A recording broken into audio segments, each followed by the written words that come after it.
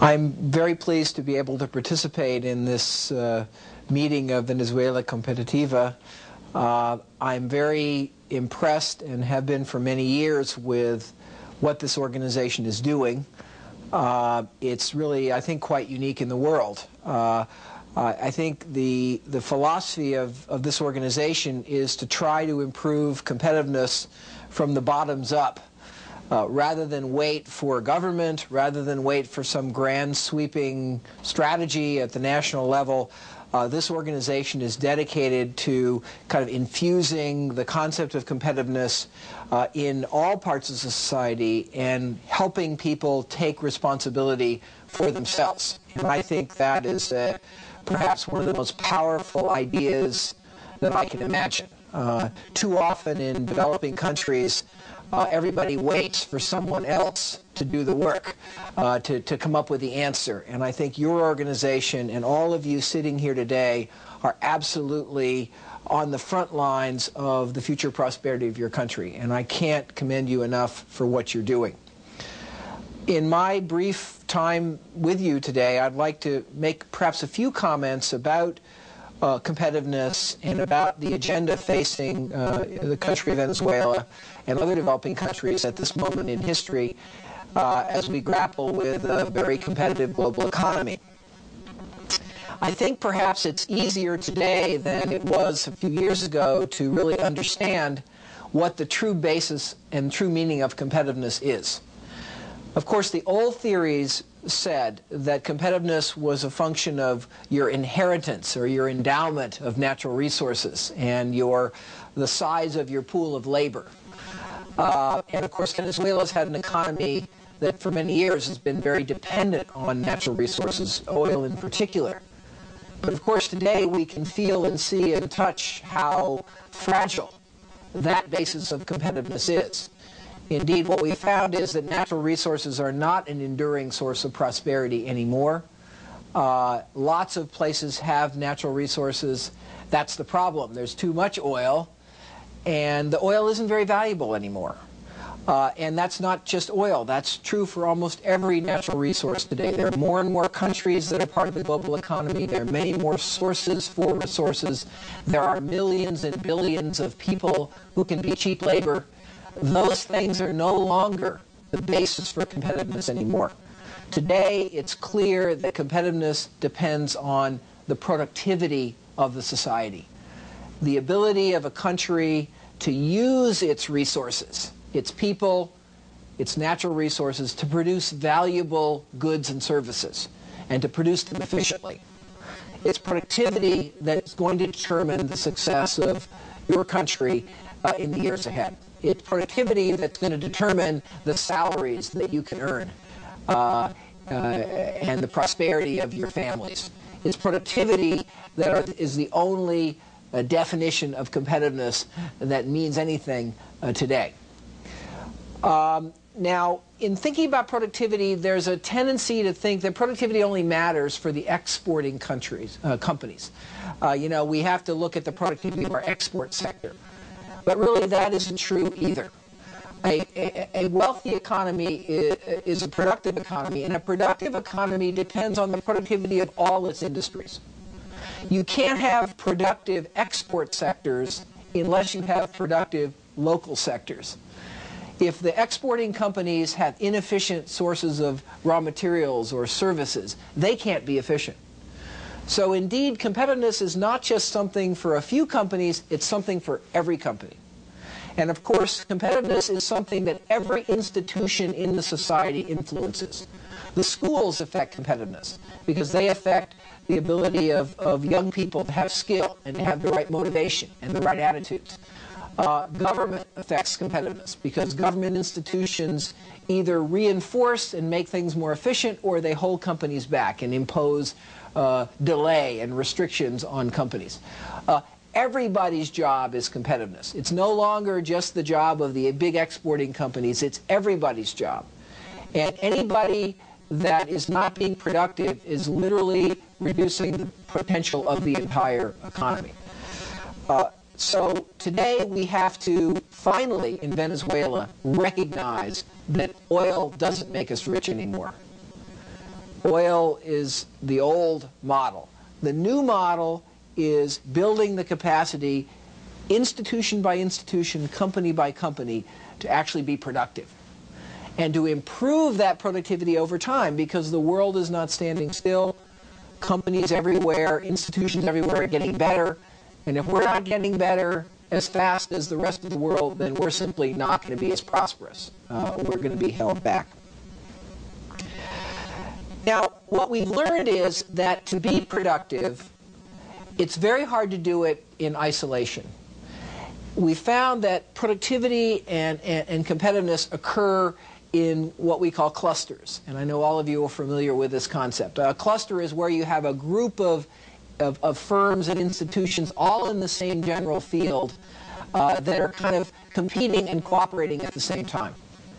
And you see some of these clusters in Venezuela. You see them in the media and in the entertainment field. And it creates great strength because you have a lot of enterprises who are working and sharing technology and pushing each other and challenging each other to improve. To build competitiveness, we have to build unique areas of strength. We have to build unique areas of specialization where we can be unusually productive. And what we found is that these clusters and this process of increasing competitiveness is not just a process that occurs at the national level. Certainly the national government does things that are very important to competitiveness. But really, the foundation of competitiveness is very local. It occurs in a given city. It occurs in a given geographic area where you can develop skill, where you can develop suppliers, where you can develop people that have knowledge, where you can develop expertise and institutions that are contributing to the knowledge base in a particular field. So that competitiveness is not just the job of the national government. Competitiveness is a job of the state government. Competitiveness is a job of local government. And one of the exciting things about the Venezuela Competitiva philosophy is that really tries to recognize this and push down this topic of competitiveness very much down to the grassroots level. And that, believe me, is the level that is the most important, again, in today's modern global economy. Now, there's much still debate today about the sources of competitiveness, the sources of productivity. The discussion about competitiveness has been dominated by thinking of macroeconomic policies. And again, in Venezuela today, you're going through this yet again. There's a lot of debate that says that you've got to have a stable macroeconomic policy. You have to control inflation. You have to have government finances that are in balance if you're going to have a competitive society. You need a good rule of law. You need a stable political system. All those things are very important. And it's clear that government needs to address each of those areas, and it's clear that the citizens need to support government in addressing all those areas if you're going to have a productive and competitive economy.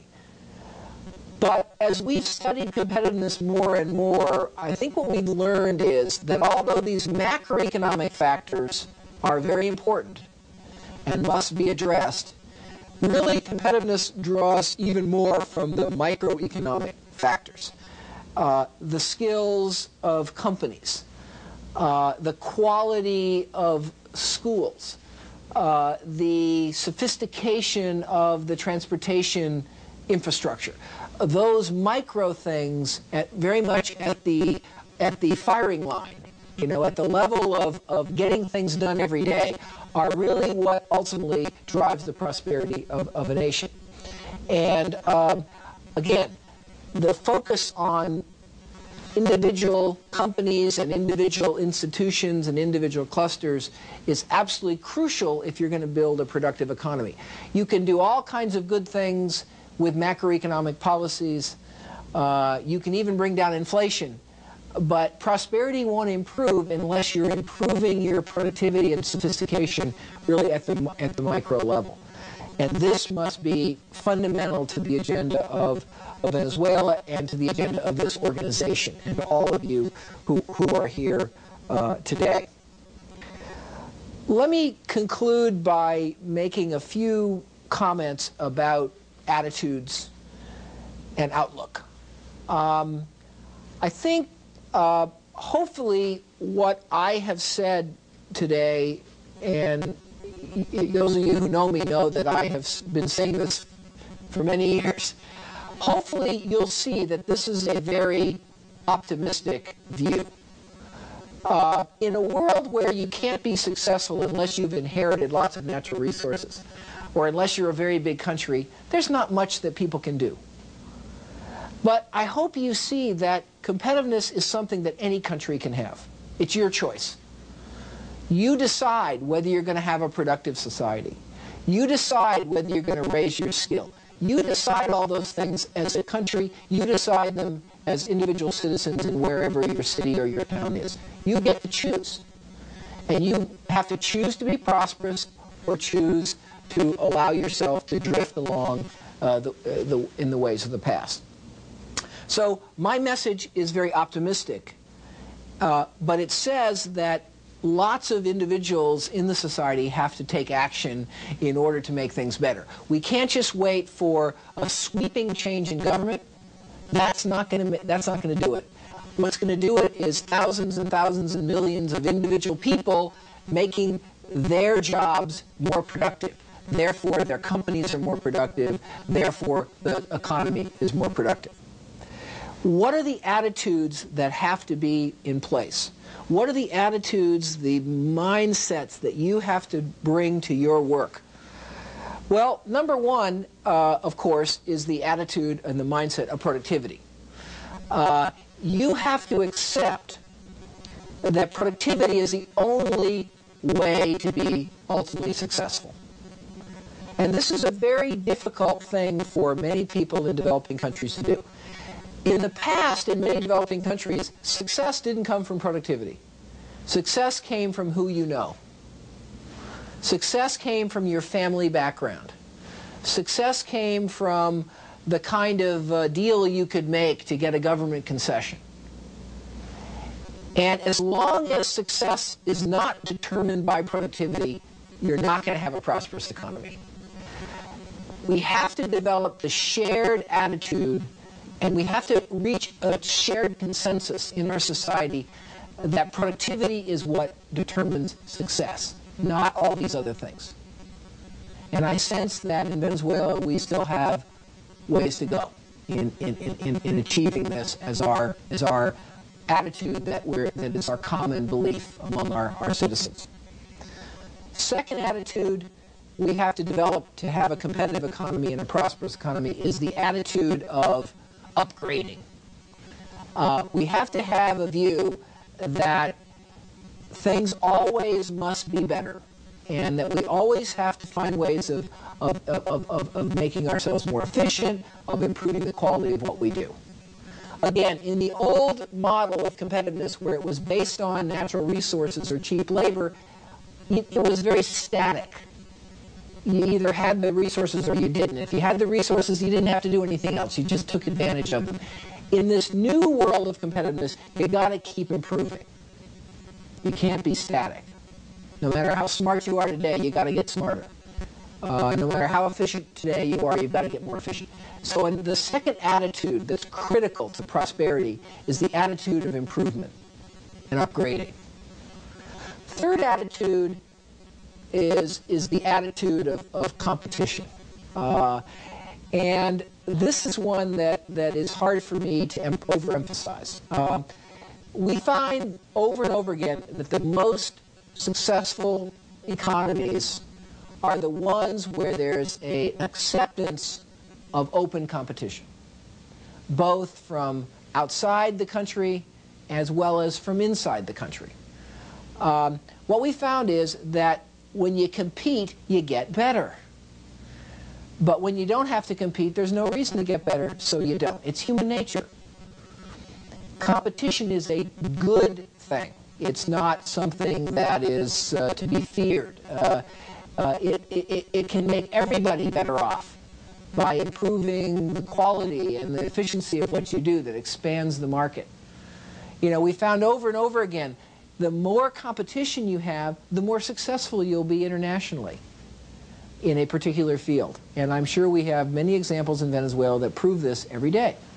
You know, you have a lot of people producing television programs in Venezuela, fiercely competing, very jealous, fighting every day. Very internationally successful. There's a reason for that. That competition makes things better, and it keeps it directs people's energy towards the real goal, which is productivity. The final attitude that I would like to conclude with that really guides and drives a competitive society is a sense of shared responsibility. The sense that we, all of us, whatever part of the society we're in, have a stake in the future of the society and the competitiveness of that society.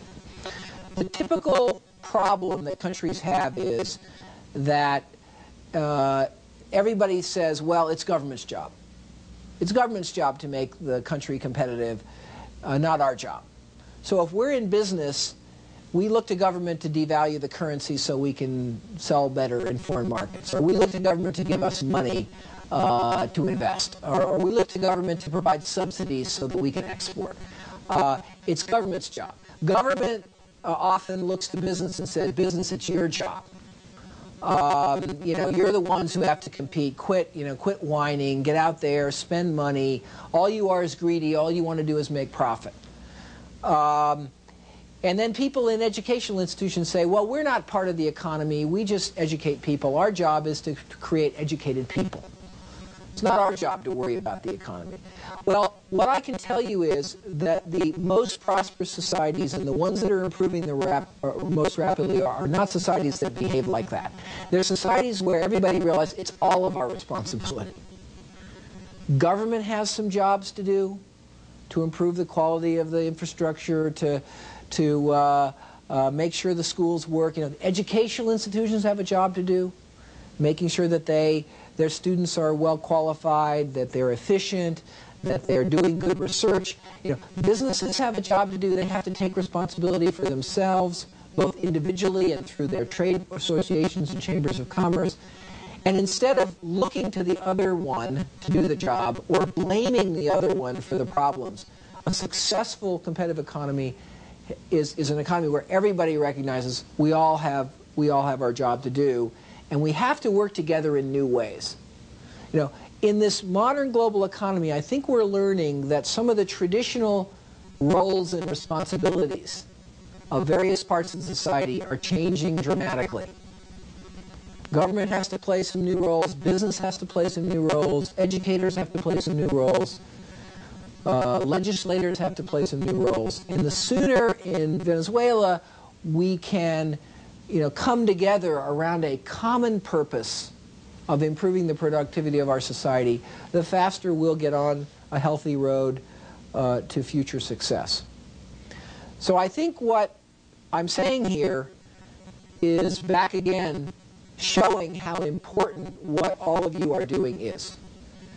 Because ultimately a productive society comes from the efforts of individual companies, organizations, clusters, government agencies to kind of do their job better. And that's what this organization stands for. I've been very proud to have had an association with you now for some years. I'm very proud to have had a slight role in perhaps stimulating this organization when it was founded. And I'm going to be a very strong supporter and partisan behind you as long as you're willing to take on this challenge.